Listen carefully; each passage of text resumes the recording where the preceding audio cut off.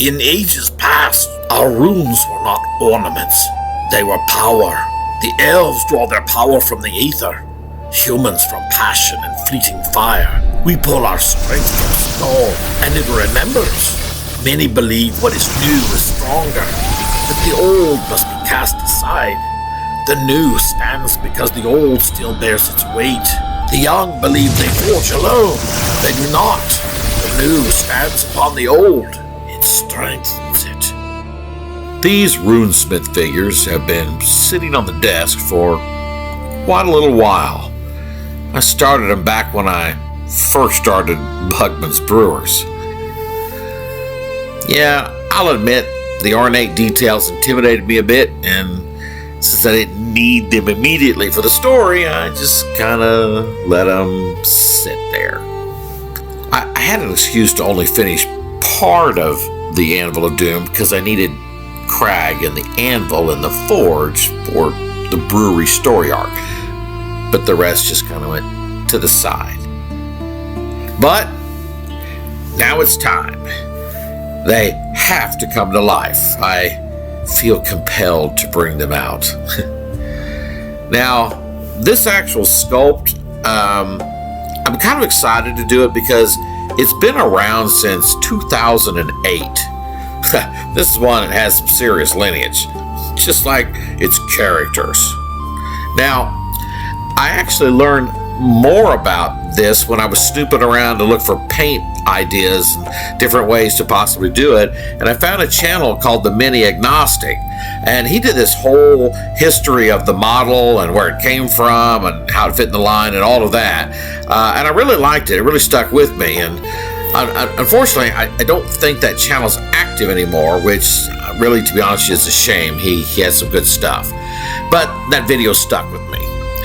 And sitting here working through this miniature, tackling this armor, it really kind of got me thinking about things that are older and past and gone, and specifically miniatures.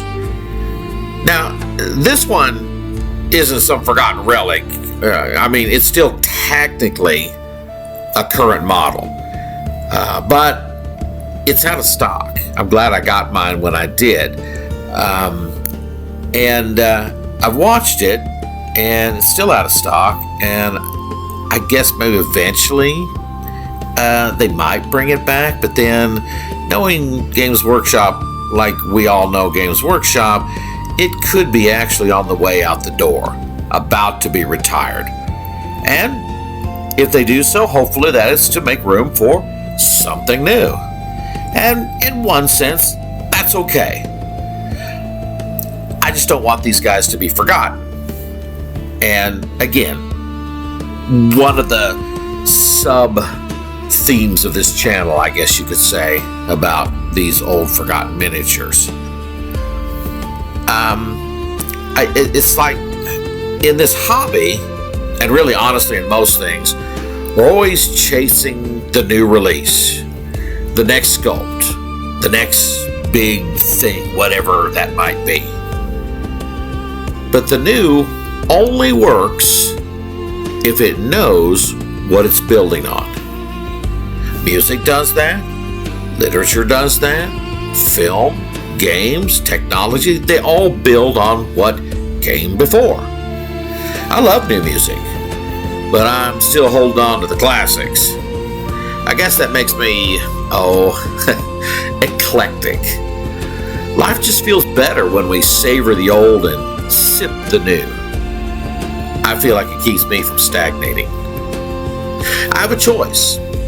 I can sulk in what used to be, or I can explore what's coming and see how it layers onto the old. Sure, sometimes new things miss the mark.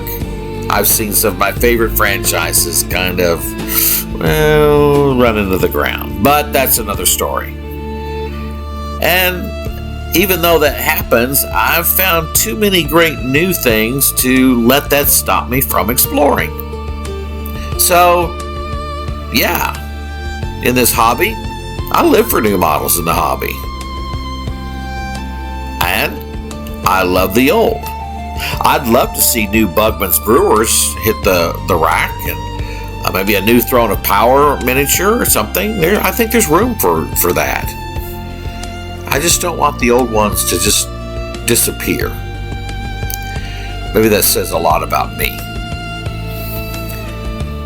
I want the new ones to sit beside them and be together. Because exploring something new doesn't mean erasing what came before. Sometimes it just means adding another layer, putting another rune in the stone to make something more powerful than it was before. Peace.